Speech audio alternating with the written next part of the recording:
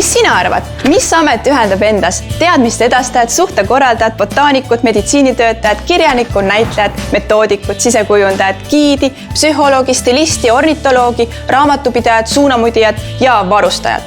See amet on õpetaja. Usud või mitte, aga just nii see on. Õpetaja multitalent, kes pannakse proovile kogu aeg 10 erineval moel. Põnev on iga päev ja hommikul ei tea, mis teema olen õhtuks läbinud. Äge on see, et lapsed on nii siirad ja ausad ning neilt saan suure annuse puhast energiat tagasi. Õpingute ajal arvasin ma, et õpetaja töö on väga raske, aga kui koduse toega on kõik korras, siis pole hullu midagi. Ja õpetajana saan emotsionaalselt palka nii palju, et ei mahu pangakontole äragi. Ma olen kui sära küünal ja näen, et koolis ka aastate pärast. Lapsed inspireerivad mind. Näiteks minu klassis on üks tüdruk, kes on lühikese aja jooksul saanud üle oma sotsiaalsetest hirmudest. Ja kui saavutad midagi sellist, siis see on parim tunnustus. Niisiis, kas ka sina sooviksid 25 eriametit ühes ametis? Kui jah, siis vaata õpetaja.eu ja avasta tõeliselt rutiinivaba elu.